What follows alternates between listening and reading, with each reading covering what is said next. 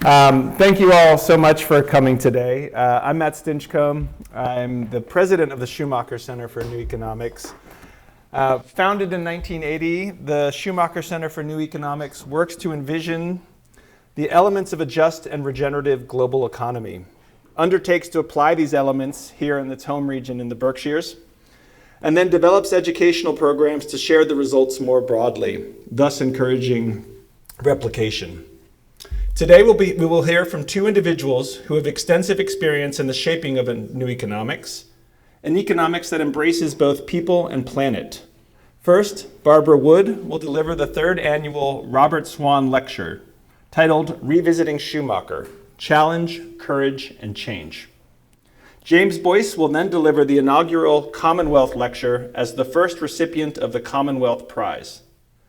You should have received some note cards and pens upon entry. And following each lecture, we will come around to collect questions for a brief Q&A session. The Robert Swann Lecture Series was inaugurated in 2023 in honor of Bob Swann, founder of the E.F. Schumacher Society, now the Schumacher Center for New Economics. Bob brought the pragmatic skills of a builder to his lifelong commitment to community and decentralized economics as a pathway to peace and ecological harmony. His 1960s civil rights work led to an effort to secure land for African American farmers, serving as a model for the community land trust movement. Later, in the Berkshires, Swann continued his work as a pioneer and advocate of community land trusts and local currency initiatives like the Berkshire. Democratic tools for place-based economic transformation. The Swann Lectures provide a platform to those who embody Bob's practical activism and who lead by example, advancing community-based economic transformation toward a just and regenerative future. Robert Swann and E.F. Schumacher were good friends who shared a similar analysis of the social, cultural, and ecological problems facing the world's communities. And they shared a passion for building the framework of a new economics that would help communities thrive in all their multiplicity. We are pleased that Barbara Wood, Schumacher's daughter and biographer, will deliver this year's Robert Swann Lecture. Barbara graduated in economics and history from Bristol University and holds degrees in theology. Before she married, she worked for the Intermediate Technology Development Group, now Practical Action, founded by her father, and the Voluntary Overseas Service Association. The mother of 6 grown children, one of whom is here today, she and her husband live in Kew Gardens. Please join me in welcoming Barbara Wood to deliver the third annual Robert Swann Lecture. Well, thank you very much indeed. Good afternoon to you all. It's great to be here. Very intimidating to be with people who involved in a society that bears my father's name, and you all know actually a lot more about his work and its practical implications than I do. You've been developing these ideas, and so I'm very grateful to you that you've kept alive the light that he lit. And I always believe that the more candles that are lit around the world, the light will not be extinguished. Even in these difficult times, we've got to keep those lights burning. The last time that I saw my father was in late August 1977. It was my eldest brother's birthday, and after my father had enjoyed a glass of whiskey or two, he was rather partial to it, he suddenly called us to order, and he gave us an emotional speech about marriage. And he told us how much we should cherish our spouses, how we should care for them, and how we should stick to it even if things were difficult. And then at the end of the evening, he came to me and he handed me a parcel. And as he gave it to me, he said, "This is what my life has been leading up to." And in the parcel was a copy of his second book, A Guide for the Perplexed, and he'd just received the first copy from the publisher. And then a week later, he was dead. Marriage is for keeps, and this is what my life has been leading up to. these last words were burned into my mind. The talk about marriage was for all of us children that were there. But his words about his book were addressed to me alone. And he was saying with this book that he had completed his life's work. And I felt that he was also saying that it held the key to understanding him as well as his life's work. Some months later, I began work on his biography. And with his last words ringing in my ears like a challenge, my first objective was to discover why he had considered this second book to be the fulfillment of his life's work. I had to find out why this book contained the essence of who he had become and how it related to what motivated him and inspired him. His first book, Small is Beautiful, was already a worldwide bestseller. It's never been out of print, and it's been translated into countless languages. Even then, already, it had been translated many times. And many people were saying that Small is Beautiful expressed things that they were feeling but were unable to articulate. They'd say, Schumacher put into words things that I sensed were true, but I didn't know or understand why. And Schumacher gave me hope that I can make a difference. And even Schumacher changed my life when I read that book. And even today, 50 years after it was published, it's still being read because it's still as relevant now as it was 50 years ago. And my father, I've discovered, has been hailed as a wise man and even as a prophet, because he was someone who could read the signs of the times, and he could see where the world was heading. And this was because he was concerned about truth. He, like a prophet, tried to call people back to truth and right living. And like a prophet, he warned what would happen if we didn't change our ways. But also like a true prophet, he offered hope that if we did change our ways, if we did listen, if we did recognize where we'd gone wrong, we could turn around and find the right path. And I think that's something we really need to hold on to today. And those who have ears to hear recognized the truth in what he was saying. I thought that writing such an influential book as Small is Beautiful would be the crowning glory of his life. But no, that was not his view. He thought his second book was more important. And he told me that he wrote and published Small is Beautiful first because he knew it would be a bestseller. And he hoped that everyone who bought Small is Beautiful and read it would then buy a guide for the Perplexed. But unfortunately, this hasn't happened, and this second book remains largely unknown. I have to confess to you that I had never read Small is Beautiful before he died. Because to be honest, I felt I already knew everything it contained. I'd grown up with my father talking about all his ideas round the dinner table, well, talking at us actually. And I sometimes wondered if he was using us to test that if we children understood what he was saying, then his audience would as well. And as long as I can remember, he talked about the importance of energy. His job then was economic advisor to the National Coal Board, which was then one of the biggest enterprises in Europe. And his job involved keeping track of worldwide energy production, current consumption, estimates of future needs. And he loved numbers, and he was also made director of statistics at one point, and he said that he thought he must have done something good in a previous life in order to get that job because he enjoyed it so much. He had this ability of running his finger down a whole list of numbers and just saying, that number doesn't fit. He didn't trust computers. He used a slide rule, and he worked things out on the back of an envelope.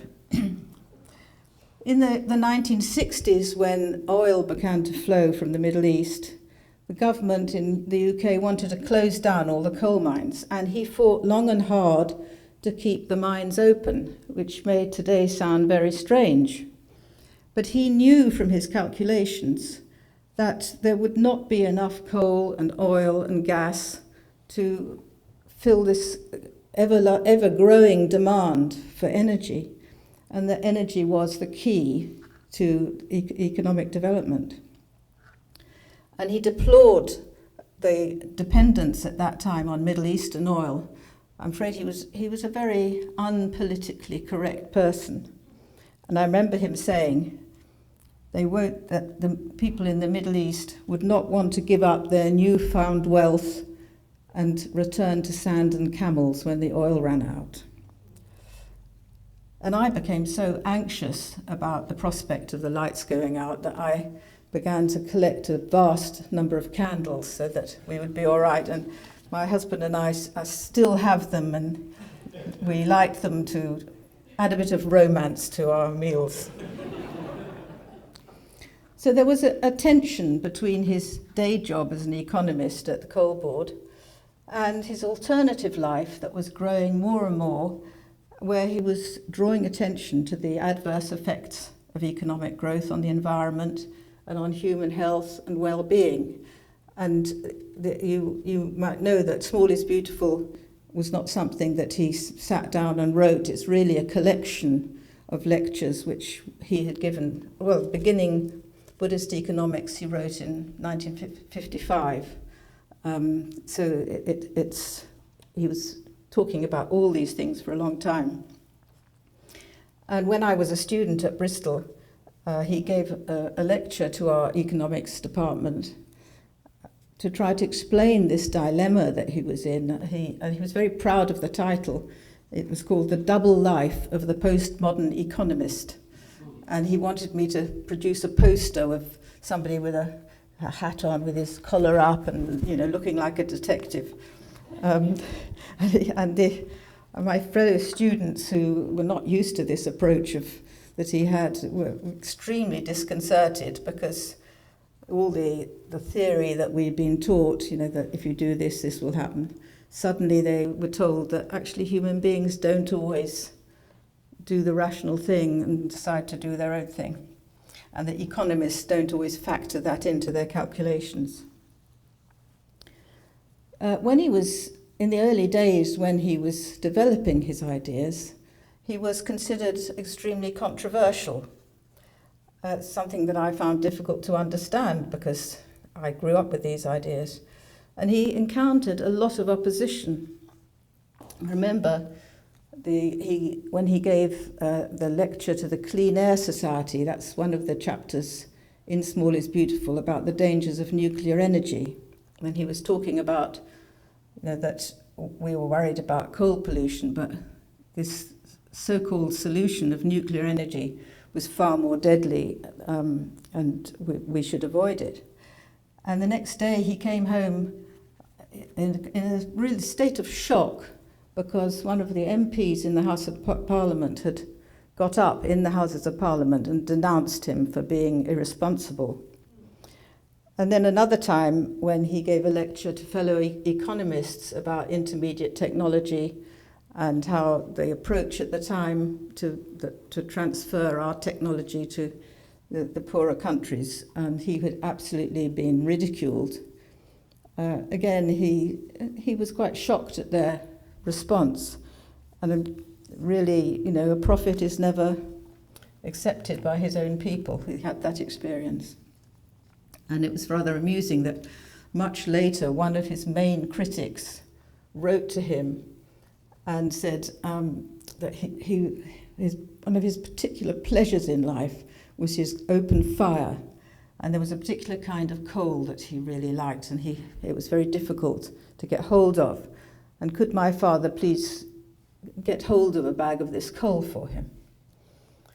So my father wrote back, yes, I'll certainly do that for you, if you attack me again, because last time you did so, I got a lot of publicity.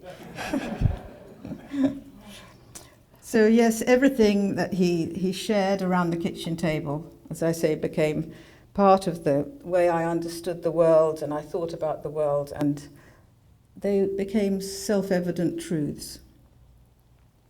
But it was different with A Guide for the Perplexed, because he didn't talk so much about the things he wrote in this book, either to us or to people in his many talks and lectures. And so when I began to read it, I was surprised at how different it was from Small is Beautiful. But gradually it became clear to me that A Guide for the Perplexed was in fact putting a worldview forward and the way of thinking that is the foundation to Small is Beautiful. A Guide for the Perplexed is a guide to discovering the truth about who we are as human beings and the truth about the world. And without such truth, we can't understand the challenges of living or begin to really see what the solutions might be. In one sense, there's nothing new in the Guide for the Perplexed. It contains a view of the world that is as old as the earliest civilizations, and it's part of every authentic religion and every authentic spiritual path. But it's articulated in a way that my father hoped would perhaps be more acceptable to modern ears. And it's also a warning that if we lose sight of the truth, specifically the truth that is contained in the wisdom of the ancients, then our civilization will surely collapse. So A Guide for the Perplexed is concerned with the inner work that we need to do before we can clearly understand what it means to be human. It sets out why this matters so that we can know how to conduct our lives, so that all living beings can flourish. And it makes explicit the thinking which lies behind the subtitle of Small is Beautiful, which is, as you know, a study of economics as if people mattered. Small is Beautiful is the fruit of that inner work that he did, and is a guide to show us how to act when we've understood the truth of why people matter, and how this knowledge affects the way that we think about the purpose of our economic activity.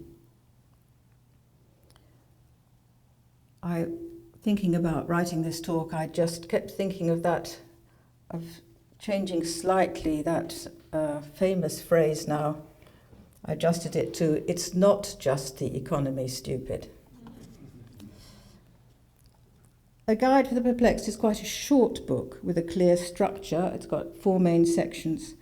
And its whole purpose is to get across the message that to live properly, we have to recognize that there are different orders of knowledge to be had about ourselves and the world.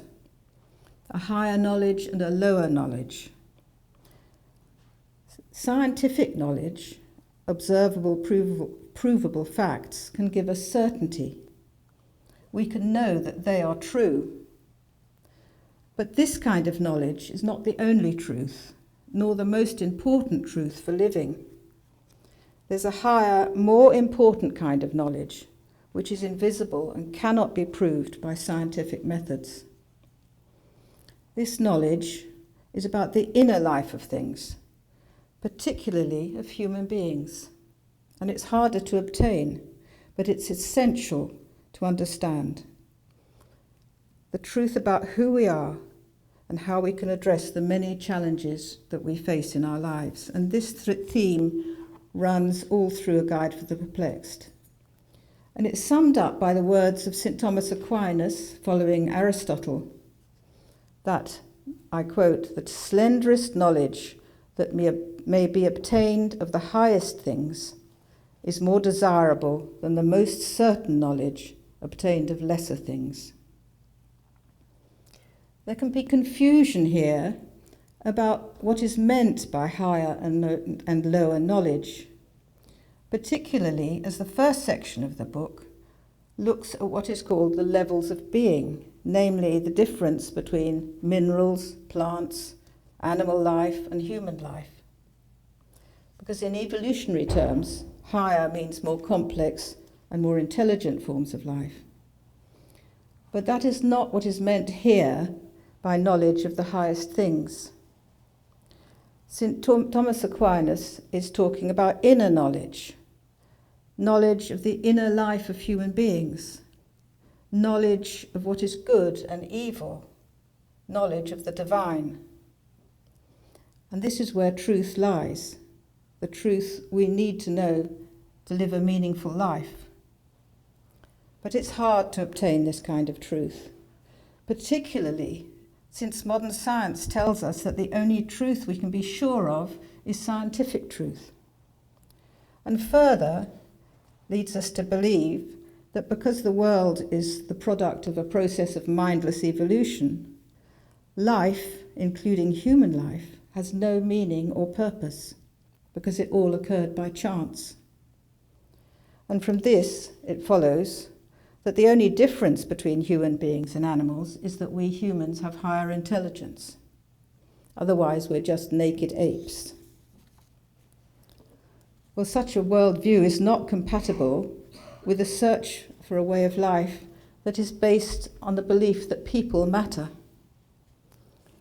People matter because we are qualitatively different from everything that has gone before us. It may be true that we've evolved from these lower forms of life and therefore share some of the attributes, but we are much more than animals, and because we have what he termed self-awareness. Human beings are different from animals because we are able to be aware of our inner life, our hopes, our fears, and our aspirations. We can love, and we can act generously and selflessly, even to sacrificing ourselves for others. We're capable of empathy and compassion. We can understand the difference between what is just and unjust, what is good and right, and what is wrong and harmful. We can have flashes of insight and inspiration and creativity that are different from mere intelligence. And we're able to recognize these abilities and attributes within ourselves, and able to work to develop those that lead to the good and try to overcome those that cause us to live in a way that is less than being fully human. To be human, he believed, was to be a creature with unlimited potential, which it is our task in life to unlock. And we should be defined by our greatest achievements and not by our average behaviour or our faults. And my father believed that without a proper understanding of the qualitative concepts of this higher and lower type of knowledge, in other words, recognizing that inner spiritual knowledge is more important than factual scientific knowledge and is therefore a higher form of knowledge, that without this understanding, it's impossible to find meaningful guidelines about how to live in a manner that is more than merely utilitarian and selfish and focused on our animal instincts. In his words, and I quote, "Traditional wisdom has a reassuringly plain answer to where happiness lies. Man's happiness is to move higher, to develop his highest faculties, to gain knowledge of the higher and highest things, and if possible, to see God. If he moves lower, develops only his lower faculties, which he shares with the animals, then he makes himself deeply unhappy, even to the point of despair." End quote. My father suggested that what he called evolutionism was largely responsible for debasing the uniqueness of human life. He used to joke that it would be very helpful if people on their visiting cards would identify themselves. So, for example, John Smith's naked ape, or John Brown made in the image of God. Then we would know who we were dealing with. Defining people as naked apes was to him as nonsensical as calling a dog a barking plant or a running cabbage. But his point was deadly serious. When we no longer understand that we're more than animals, then we're in danger of losing those inequalities that make us human. Inner life is dismissed, and then outer material needs and desires become our sole focus, and our whole economics is developed in order to fulfill those material needs and desires.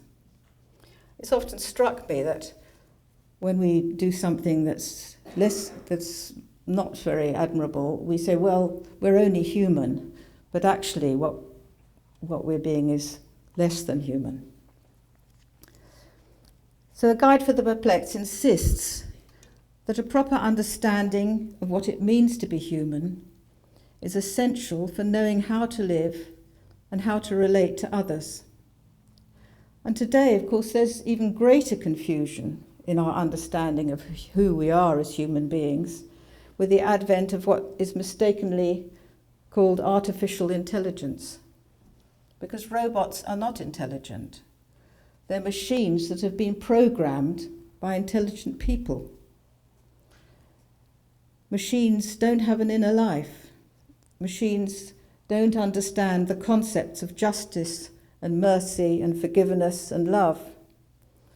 Machines don't have intuition or the ability to make leaps of the imagination or have feelings. And yet there's a growing sense that machines are not merely equal to human life, but are even superior to it. To confuse human life with the existence of robots, or to see ourselves and others as merely more intelligent animals, has huge implications on the way we conduct our lives and the way we treat others, because it fails to factor in the meaning of life. The theory of evolution is an explanation about how different life forms are related and change over a period of time. But it cannot explain why or for what purpose life came into being. Yet, rather than admit that meaning is beyond the competence of science, we've been given to believe that because meaning cannot be identified and proved scientifically, there must therefore be no meaning and purpose in human life. Small is Beautiful is based on the belief that human life has meaning and that the purpose of human life is to become fully human. Our purpose is to develop that inner invisible life, as well as to have concern for our outer visible life and the life of others. When we become open to the necessity for inner work, for a reaching out beyond ourselves and our human limitations towards a life that is higher than our own, something that every civilization in the past has recognized as a reaching out to the divine, then we can begin to see the world as it really is and what it means to have a full life. When we realize that our purpose here is not merely to fill our bellies and become rich while we can, but to grow inwardly, then it makes sense that work has a purpose beyond merely earning our living, as is described in the chapter on Buddhist economics. When we acknowledge that we've been put on earth to develop and use our creative gifts, then the purpose of technology changes, and it makes sense to seek technology that serves rather than dominates those who use it, as it is called in Small is Beautiful, technology with a human face. When we accept that our inner life is what connects us to the lives of others in our relationships, then we're motivated to build sustainable communities of a size where we can care for each other so that all may flourish. Then we learn to treat others as we would like them to treat us, which is the golden rule that is in every single religion and traditional wisdom. So when a scientific theory about how the wonderful variety of life has come to be is applied to areas in which it has no business and has nothing to say, namely its application to philosophical and spiritual understanding, the result is the erosion of a proper understanding of why people matter. Such understanding needs a spiritual perspective, because developing our higher faculties means reaching upwards beyond ourselves. It means searching for truth, striving to put our lower animal cravings in their proper place, and developing our higher nature. It means becoming aware of what we're created to be, and also becoming aware of what we actually are, what motivates us, our priorities, what makes us happy and unhappy. And that means going inwards and becoming more attentive and concentrated on the things that really matter, rather than drifting through life in a kind of half-sleep, unaware of who we are ourselves and unaware of what the humanity of others means. This journey inwards is not easy, and in fact, A Guide for the Perplexed suggests that not everybody is able to do this. Because to take this inward journey means being prepared to take a leap of faith that such higher realities actually exist. And to quote again from A Guide for the Perplexed, he says, "I have faith so as to be able to understand. If I lack faith, no degree of objectivity will ever save me from missing the point of the whole thing, and I rob myself of the very possibility of understanding. I shall then be one of those of whom it has been said, they, seeing, see not, and hearing, they hear not, neither do they understand." End quote. The faith that's meant here is not first and foremost a religious faith, but an openness to the possibility that there is more to life than meets the eye, which must therefore be investigated. And in my father's case, it led to a search for spiritual truth that he believed could be found in every great world religion. For, he said, and I quote, "It's impossible for any civilization to survive without a faith in meanings and values, transcending the utilitarianism of comfort and survival.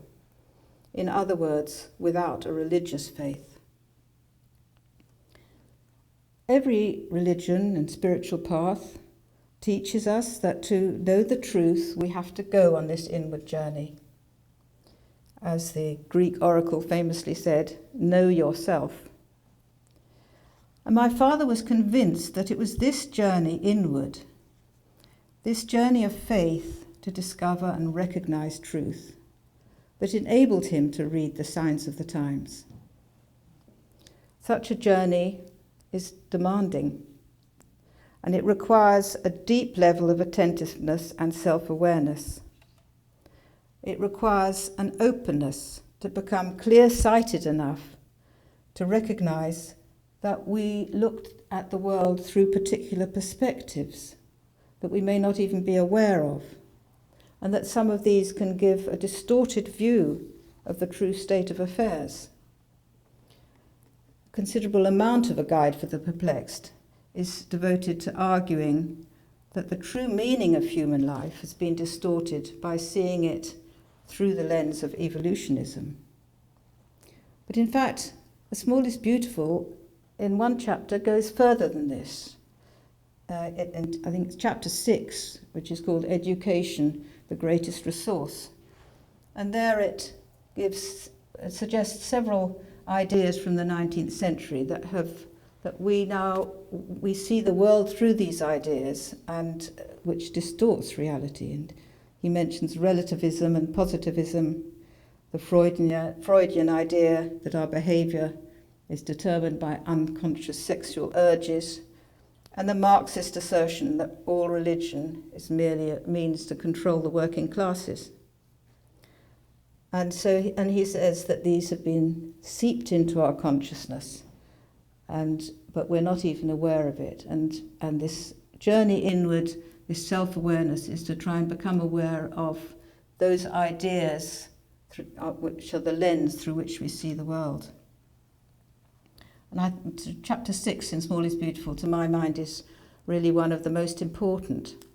It's not, as some people have suggested, that it's about the size of schools or what should be the curriculum. It's about a whole change of your way of thinking, a re-education to return to the truths of traditional wisdom. And in a sense, it's a kind of preview of a guide for the perplexed. And it's only when we become aware of the ideas that inform our understanding of the world and of ourselves that we then can begin a systematic search for truth. And a guide for the perplexed has a lengthy section called The Four Fields of Knowledge, which describes how to distinguish things that we can know for certain from things that we can only glimpse in part but never know completely, but what are the most important things to learn about, and what is necessary to gain this kind of knowledge. It talks about how we can know ourselves with this inner work, how we can obtain certain knowledge of the things around us by observation and measurement, by the use of our senses of sight and taste and touch and so on. But we can't observe and measure the inner workings of others, and nor can we see ourselves as others see us. To obtain that kind of knowledge requires quite a different approach. But we need both kinds of knowledge. We need both the knowledge we obtain through the inner journey and the knowledge we obtain through observation, the scientific truth. We can't discover the truth that leads to right action without both these knowledges. And in the end, it's action, practical work that he's interested in. All these four types of knowledge are necessary to understand ourselves and others. Together, both types enable us to make the decisions that lead to action. While inner growth is the more important than outward achievement, it's not enough, as the saying goes, to be so heavenly minded that you're no earthly good. I called this talk Schumacher Revisited, Challenge, Courage and Change, because when I began to research my father's life, I was surprised to discover that he hadn't always held the views that he expressed in A Guide for the Perplexed and in Small is Beautiful. And I realized that what is contained in these two books was the result of a painful and challenging journey of courage and change. As a young man, he was a convinced atheist. He rejected everything that he considered to be, in his words, mumbo-jumbo. He was a scientific materialist, and as an economist, he was a conventional Keynesian. He admired large-scale organizations, and he was skeptical of the value of small enterprises because he thought they were inefficient. He was particularly convinced of the importance of international trade. And in a letter to a friend at the time, he summed up what he believed as follows. I quote, "Since everything has a cause, the realm of science is everything.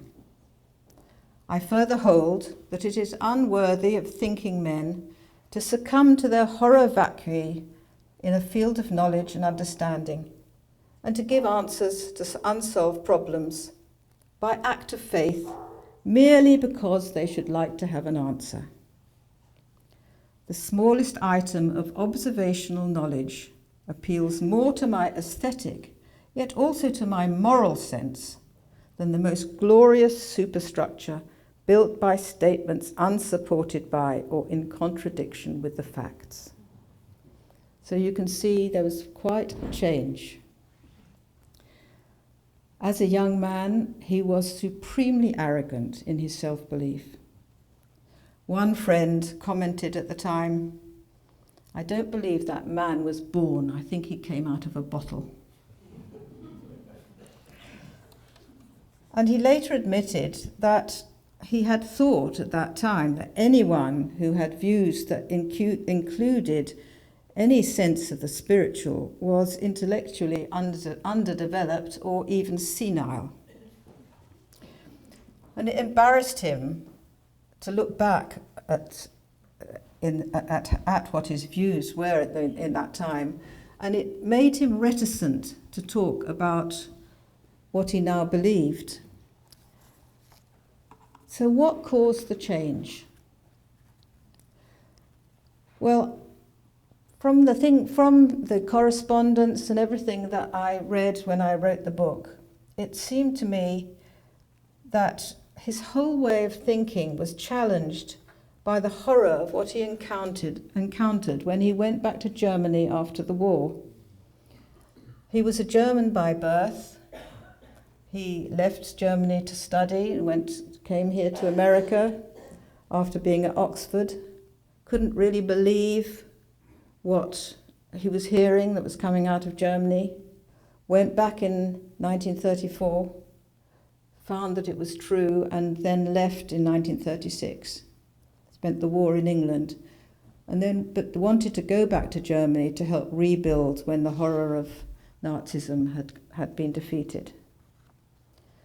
And when he went back, he just couldn't understand how this cultured nation that he loved, the nation that had given the world the music of Bach and Beethoven and Mozart, the writings of great authors like Goethe, great German philosophers and thinkers, how could such a nation have fallen for the evil of Hitler and Nazism?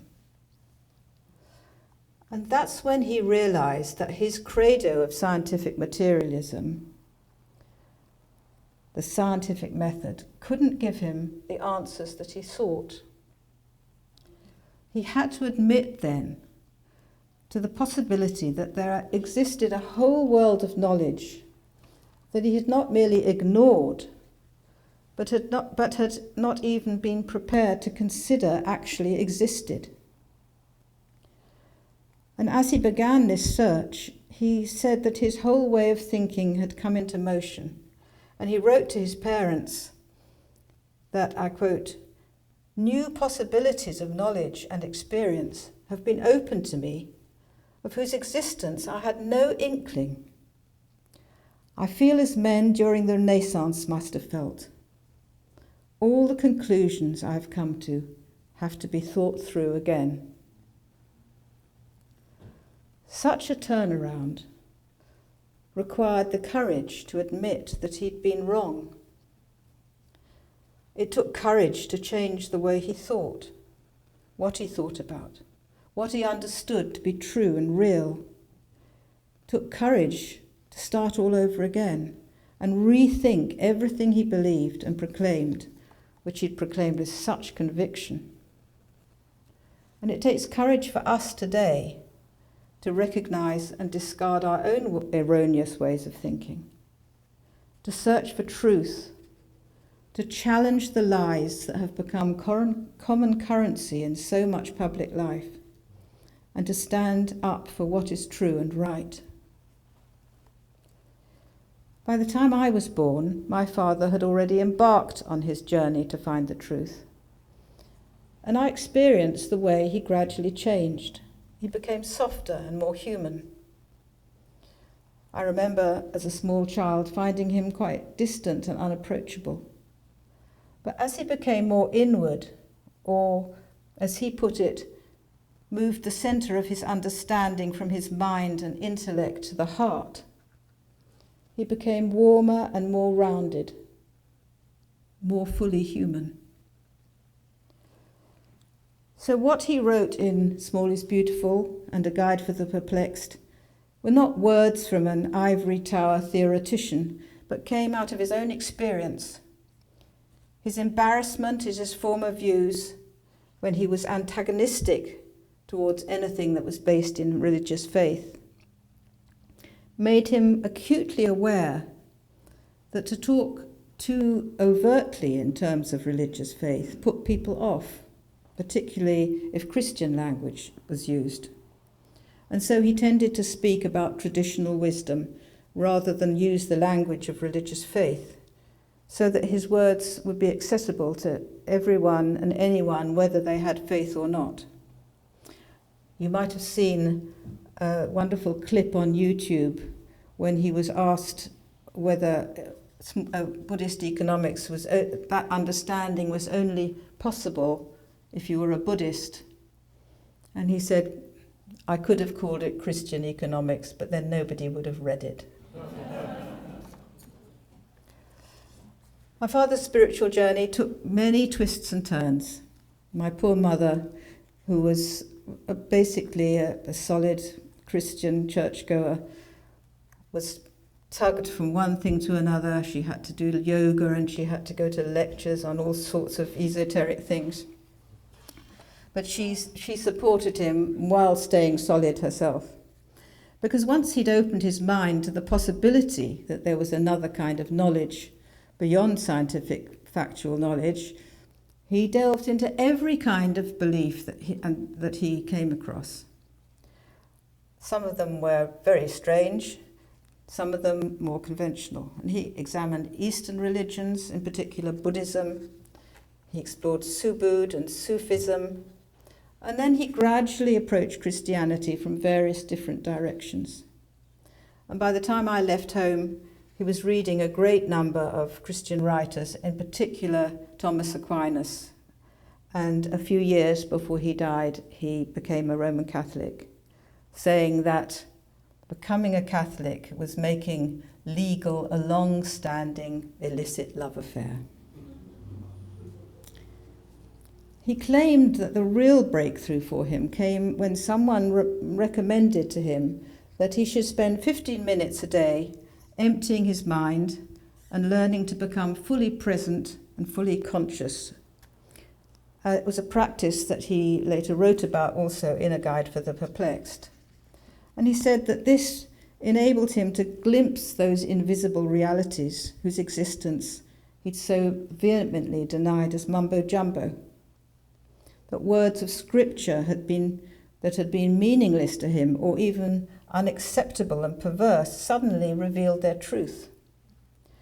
And this became especially clear to him in that trip to Burma in 1955, when he spent a weekend in a monastery learning to meditate. And there he had some sort of spiritual experience which he had described as an encounter with something beyond himself. And at the time he called this X. Later he came to see it as God. And I found a scrap of paper amongst his papers where he'd written after this experience, I came to Burma a thirsty wanderer, and there I found living water. And in A Guide for the Perplexed, he makes clear that this practice of emptying the mind is essential to learning to listen to the heart, because it's only the heart that's able to recognize truth, not the mind. The mind, our intellect and our intelligence, enables us to observe external things, the exterior of things. It's what's needed for scientific observation and testing. But it's the heart that enables us to understand a deeper truth. As he was always fond of saying, we're now far too clever to be able to survive without wisdom. The mind is clever, but the heart is wise and enables us to reach the higher things. It wasn't easy for someone like my father, whose mind was so active and who so prized his intellectual superiority, to stop and still his mind. He thought that he had the ability to focus with laser precision. But he discovered it was very difficult to control his mind and his thoughts. His restless, probing mind proved to be a great hindrance to him in this exercise of going into himself. I remember him explaining this to me with a little story about a father who said to his son, young son, son, I'll give you £5 if you can say the Our Father without getting distracted. So the little boy, of course, thought, well, this is a great way to make a bit of money. It's easy. So he said, great, okay, fine. And he started, Our Father, who art in heaven, hallowed be thy... Dad, did you say £10 or £5? I know from my own experience that this is an accurate description of what happens during the prayer of silence. This process of going inwards, which he experienced so vividly in Burma, also changed his understanding of economics. He recognized that economics was only the means to an end and not the end itself. And he said there that the end purpose of economics was derived from the view of the meaning and purpose of life, even if the economist doesn't even know that. And he tried to express this in his final report to the Burmese government, the report which is the basis of Buddhist economics, where he urged the government to put the development of the whole person in the centre of the economic policies. It was not well received, but it was the point where my father's spiritual search and his economic thinking became intertwined and interdependent. Specific religious belief or disbelief wasn't the prime issue for him. He believed that traditional wisdom was common to every religion. He first found the truth in Buddhism, but because he lived in the West, he felt that he needed to then look for it in Western religion, because that was his own culture. But what he wanted to get across was that every religion through the ages has had a similar understanding of the world. All recognize that the world has this vertical dimension and that the purpose of human life is to reach upwards beyond ourselves, towards the divine. Despite his criticism of the claim that science truth is the only certain truth, he never denied that we need the knowledge that science gives us in order to understand the physical world around us. But without the guiding understanding of the heart to give meaning and the ability to recognize goodness and beauty and the true value of things, science can tend towards manipulation and exploiting the world. Science on its own makes everything into an object, and it's unable to recognize the value things have in themselves. And of course, the environmental crisis is a consequence of this failure to recognize that nature has a value in itself, and it's not merely there to satisfy our animal cravings. And the year before he died, he wrote movingly about the fruits of this process of moving inwards towards the heart. He said, "This inner organ, with its indwelling spirit of truth, is really the most wonderful thing. It tells me whether something is truth, the truth that shall make us free, sometimes long before my reason is able to understand how it could be such. I then may have to work hard until I can see the rationality of such a truth. Conversely, it often greets the most plausible and seemingly most compelling arguments which my reason produces with cold indifference. And again, I may have to work hard until I discover the flaws in my reason's arguments." Both Small is Beautiful and A Guide for the Perplexed are about truth. Without truth, we cannot begin to solve the challenges that we face in the world today. My father's story is inspiring, because he had the courage to change and do the work necessary to discover a deeper truth when he recognized that what he thought was truth was actually false and misleading. It's also inspiring because he then worked to put what he discovered into practice. He changed as a person, he changed the way he lived, he changed the way he thought, and then he applied that new thinking to showing others how to change the world. And that's why his two books belong together. Both challenge us to think again about who we are and how we should live in our fragile and wonderful world. And both challenge us to act on that new way of thinking. Small is Beautiful ends like this. Everywhere people ask, what can I actually do? The answer is as simple as it is disconcerting. We can, each of us, work to put our inner house in order. The guidance we need for this work cannot be found in science or technology, the value of which depends on the ends they serve.